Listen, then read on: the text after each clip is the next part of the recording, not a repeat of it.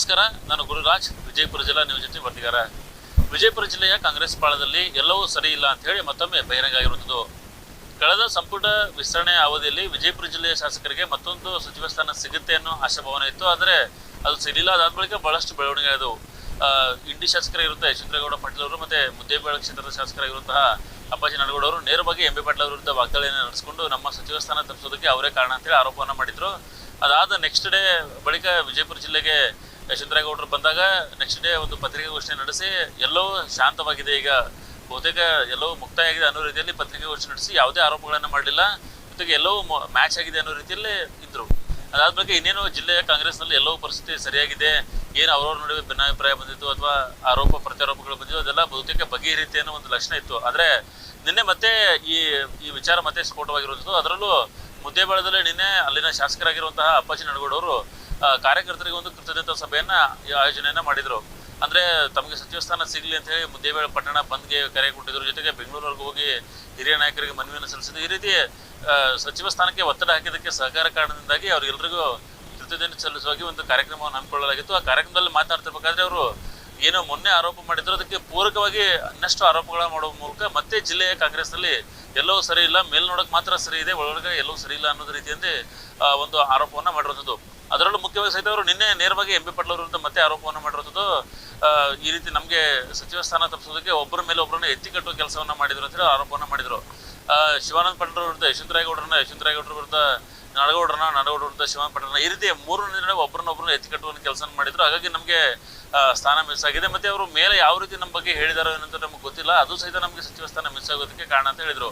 ಇದೆಲ್ಲ ಒಂದು ಭಾಗ. ಆದರೆ ಅದನ್ನು ಹೊರತುಪಡಿಸಿ ಇನ್ನೂ ಹೆಚ್ಚಿನ ಆರೋಪಗಳನ್ನ ಮಾಡೋದ್ರ ಜೊತೆಗೆ ಹಿಂದಿನ ಚುನಾವಣೆಯಲ್ಲಿ ಮುದ್ದೇಬೇಳದಲ್ಲಿ ಭಾರತೀಯ ಜನತಾ ಪಕ್ಷಕ್ಕೆ ಅವರು ಫಂಡಿಂಗ್ ಅನ್ನ ಮಾಡಿದ್ದಾರೆ ಅನ್ನೋ ಗಂಭೀರ ಆರೋಪವನ್ನು ಸಹಿತ ಅವರು ಮಾಡಿದ್ರು. ಹಾಗಾಗಿ ಈ ಎಲ್ಲ ವಿಚಾರಗಳನ್ನ ನೋಡಿದ್ರೆ ವಿಜಯಪುರ ಜಿಲ್ಲೆಯಲ್ಲಿ ಮತ್ತೆ ಕಾಂಗ್ರೆಸ್ ಒಡೆದು ಹೋಗುವ ಲಕ್ಷಣಗಳು ಕಾಣಿಸ್ತಾ ಇರುತ್ತೆ. ಯಾಕಂದ್ರೆ ಈಗ ಸದ್ಯಕ್ಕೆ ಇನ್ನೂ ಅವಧಿ ಇರೋದ್ರಿಂದ 2 ವರ್ಷದ ಅವಧಿ ಇರೋದ್ರಿಂದ ಈಗೇನು ಬಹುತೇಕ ಯಾರೇ ಶಾಸಕರು ರಾಜೀನಾಮೆ ಕೊಟ್ಟರು ಮತ್ತೆ ಅದು ಚುನಾವಣೆಗೆ 6 ತಿಂಗಳು, ಮತ್ತೆ ಮುಂದಿನ ಚುನಾವಣೆಗಿಂತ 6 ತಿಂಗಳು ಮೊದಲು. ಹಾಗಾಗಿ 1 ವರ್ಷದಲ್ಲಿ ಅದು ಅವಧಿನ ಮುಗ್ದೋಗುತ್ತೆ ಅನ್ನೋ ಕಾರಣಕ್ಕೆ ಎಲ್ಲವೂ ಸೈಲೆಂಟ್ ಆಗಿ ಎತ್ಕೊಂಡ್ರು ಸಹಿತ ಈ ಬಾರಿ ಚುನಾವಣೆಯಲ್ಲಿ ಅದು ಬಹುತೇಕ ಸ್ಫೋಟ ಆಗೋ ಲಕ್ಷಣಗಳು ಕಾಣಿಸ್ತಾ ಇರುತ್ತೆ. ಯಾಕಂದ್ರೆ ಒಂದೊಂದೇ ಆರೋಪಗಳು ಬರ್ತಾ ಇರುವಂಥದ್ದು.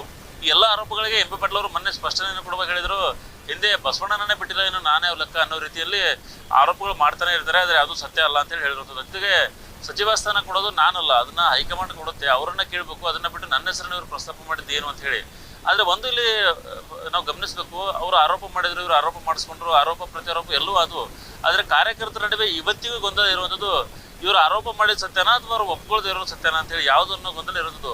ಈಗ 3 ಜನ ಶಾಸಕರಿಗೆ ಸಚಿವ ಸ್ಥಾನ ಕೊಡಿಸದೆ ಇರೋದು ಎಂ ಬಿ ಪಾಟೀಲ್ ಪವರ್ಫುಲ್, ಅಥವಾ ಇವರು ಅವ್ರ ಮೇಲೆ ತಪ್ಪು ಮಾಹಿತಿಯಿಂದ ಆರೋಪ ಮಾಡಿದ್ರ ಅನ್ನೋ ಗೊಂದಲ ಜಿಲ್ಲೆಯ ಕಾಂಗ್ರೆಸ್ ಕಾರ್ಯಕರ್ತರಲ್ಲೇ ಇರುತ್ತದೆ. ಬೇರೆ ಪಕ್ಷದ ಕಾರ್ಯಕರ್ತರು ಸಹಜವಾಗಿ ಈ ಆರೋಪ ಪ್ರತ್ಯಾರೋಪ ನೋಡ್ಕೊಂಡು ಸುಮ್ಮನೆ ಇರ್ತಾರೆ. ಆದರೆ ಸ್ವತಃ ಕಾರ್ಯಕರ್ತರ ನಡುವೆ ಈ ರೀತಿಯ ಗೊಂದಲ ಇರೋದು. ಇವರು ಆರೋಪ ಮಾಡಿದ್ದಾರೆ, ಅದು ಸತ್ಯನೋ ಸುಳ್ಳು, ಅಥವಾ ನಾವು ಯಾರ ಕಡೆ ಕೂರಿಸ್ಕೋಬೇಕು ಅಂತ ಹೇಳಿ. ಯಾಕಂದ್ರೆ ಮುಂದಿನ ಚುನಾವಣೆಯಲ್ಲಿ ಯಾರು ಯಾವ ಪಕ್ಷದ ಇರ್ತಾರೆ, ಅಥವಾ ಯಾರ ವಿರುದ್ಧ ಯಾರು ಸ್ಪರ್ಧೆ ಮಾಡ್ತಾರೆ, ಯಾರು ಗೆಲ್ಲಿಸ್ತಾರೆ, ಯಾರು ಸೋಲಿಸ್ತಾರೆ ಅನ್ನೋದು ಈಗ ಕಾರ್ಯಕರ್ತರಲ್ಲಿ ಕನ್ಫ್ಯೂಷನ್ ಆಗಿರೋದ್ರಿಂದಾಗಿ ಮುಂದಿನ ಸಾರಿ ಕಾಂಗ್ರೆಸ್ ಪರಿಸ್ಥಿತಿ ಹೇಗೆ ಅಂತ ಹೇಳಿ ನೋಡ್ರಿ. CM ಅವರು ಹೈಕಮಾಂಡ್ನವರು ಮಾಡುವಂಥದ್ದು ಅವ್ರ ಪ್ರಯತ್ನದಲ್ಲಿ ಅವರು ವಿಫಲರಾಗಿಲ್ಲ. ಸಿದ್ದರಾಮಯ್ಯನವರು ಕೂಡ ಆ ಪ್ರಯತ್ನದಲ್ಲಿ ಇದ್ದವರೇ, ಯಾರ್ಯಾರನ್ನು ಗುರುತಿಸ್ಬೇಕು ಅನ್ನುವಂಥದ್ದು. ಅದ್ರ ಕೊಂಡಿ ಮಿಂಚಣ್ಣ ಕೆಲಸ ಮಾಡೋದಕ್ಕೆ ಹೈಕಮಾಂಡ್ ಇವರು ಒಪ್ಪಿಗೆ ತೊಗೊಂಡಿಲ್ಲಲ್ಲ. ಇವರು ತೊಗೊಂಡಿದಾರ. ಒಮ್ಮೆ ಯಶವಂತರೇಗೌಡನ್ನ ಎಬ್ಬಿಸಿ, ಯಶವಂತರೇಗೌಡ ನಿನಗೆ ಅವಕಾಶ ಇದೆ, ನೀವು ಮಾಡು ಅನ್ನೋದು.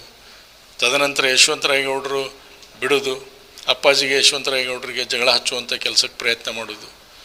ನಂತರ ಎಲ್ಲರದು ಆಗಿದೆ, ಅಪ್ಪಾಜಿ ನಡಗೌಡರದೇನು ಓಡ್ತಾ ಇದೆ ಅಂತಂದ್ಕೊಳ್ಳೆ ಶಿವಾನಂದ ಪಾಟೀಲ್ರನ್ನು ಕರೆದು, ಶಿವಾನಂದ ಪಾಟೀಲ್ ಕರೆದು ನೀವೆಲ್ಲರೂ ಹೋಗಿ ಸೈನ್ ಮಾಡಿ ಕೊಟ್ಟು ಬರ್ರಿ, ನಾನೆಲ್ಲ ಯಾರ್ಯಾರಿಗೆ ಮಾತಾಡ್ತೀನಿ ಅಂತ ಹೇಳೋದು. ಆಮೇಲೆ ಕೊನೆ ಮೂಮೆಂಟ್ನಲ್ಲಿ ಶಿವಾನಂದ ಪಾಟೀಲ್ ಆಗ್ತಾ ಇದೆ ಅಂತ ಗೊತ್ತಾದ ಮತ್ತೊಬ್ಬರಿಗೆ ಯಾರಿಗಾರ ಅದರದ್ದು ಬೆಂಬಲ ಸೂಚಿಸೋದು. ಇದೆಲ್ಲ ಗೊತ್ತಿಲ್ಲ ನಮಗೆ. ಹೈಕಮಾಂಡ್ ಏನಕ್ಕೆ ಕೇಳುತ್ತೈತಿ? ಒಮ್ಮೆ ನಿಮ್ಮನ್ನು ಪಕ್ಷದಲ್ಲಿ ಜವಾಬ್ದಾರಿ ಕೊಟ್ಟಿದೆ, ಆ ಜವಾಬ್ದಾರಿಯಿಂದ ನಂಬಿಕೆ ದ್ರೋಹ ಕೆಲಸ ಮಾಡ್ತಾ ಇದ್ದೀರಿ, ಪಕ್ಷಕ್ಕೆ ಹಾನಿ ಮಾಡ್ತಕ್ಕಂಥದ್ದು ಮಾಡ್ತಾ ಇದ್ದೀರಿ. BJP ಅವ್ರನ್ನ ಕಟ್ತೀರಿ. ನನ್ನ ವಿರುದ್ಧವಾಗಿ ಚುನಾವಣೆಯಲ್ಲಿ, ಈ ಚುನಾವಣೆ ಅಲ್ಲ ಹಿಂದಿನ ಚುನಾವಣೆಯಲ್ಲಿ ತೊಗೊಳ್ರಿ, ಅದರ ಹಿಂದಿನ ಚುನಾವಣೆಗೆ ಕೊಡ್ರಿ, ಸ್ಟ್ಯಾಟಿಸ್ಟಿಕ್ಸ್ ಕೊಡ್ತೀನಿ ನಿಮಗೆ. ಫಂಡಿಂಗ್ ಮಾಡಿದ್ರಿ, ಹೌದು ಫಂಡಿಂಗ್ ಮಾಡಿದ್ರಿ, ಅದಾಗೂ ಸುಮ್ಮನೆ ಅದೀವಿ, ಅದಾಗೂ ಬಾಯಿ ಮುಚ್ಕೊಂಡು ಸುಮ್ಮನೆ ಇದೀವಿ. ಆಯ್ತು ಬಿಡಪ್ಪ, ಏನೋ ಆಗಿದೆ, ದೇವ್ರ ಇದರಿಂದ ನಮ್ಮ ಗೆದ್ದಿದ್ದೀವಿ, ರಾಜಕಾರಣ ಸಣ್ಣ ಹುಡುಗರು ಅಂತ ಇದಲ್ಲ, ಶಾಲೆ ಹುಡುಗರಲ್ಲ ನಾವು. ಏನೋ ಒಂದು ವಯಸ್ಸಿಗೆ ಬಂದಂಥ ರಾಜಕಾರಣ ಇದೆ. ಎಲ್ಲ ನಾವು ನುಂಗ್ಕೋಬೇಕಾಗುತ್ತೆ ಒಮ್ಮೆ ರಾಜಕಾರಣದಲ್ಲಿ. ನುಂಗ್ಕೊಂಡು ಎಲ್ಲರ ಜೊತೆ ಹೊಂದಾಣಿಕೆಯಿಂದ ರಾಜಕಾರಣ ಮಾಡೋದಕ್ಕೆ ಪ್ರಯತ್ನ ಮಾಡೋಣ. ಇಲ್ಲದೇ ಇದ್ರೆ ಬಿಜಾಪುರ ಜಿಲ್ಲೆ ಅಭಿವೃದ್ಧಿ ಕುಂಠಿತಗೊಳ್ಳುತ್ತೆ ಅನ್ನುವಂಥ ಭಾವನೆಯಿಂದ ಇವತ್ತಿಗೂ ನಾವು ಅದನ್ನು ಸಮಾಧಾನ ತೊಗೊಂಡಿದ್ದೇವೆ. ಅವ್ರು ಮಾಡುವಂಥ ವಿಚಾರಗಳು ಏನಿದಾವಲ್ಲ, ಅವರು ಸುಧಾರಣೆ ಆಗ್ತಾಯಿಲ್ಲ. ನಾನು ಅದೆಲ್ಲ ಹೇಳಕ್ಕೆ ಹೋಗೋದಿಲ್ಲ.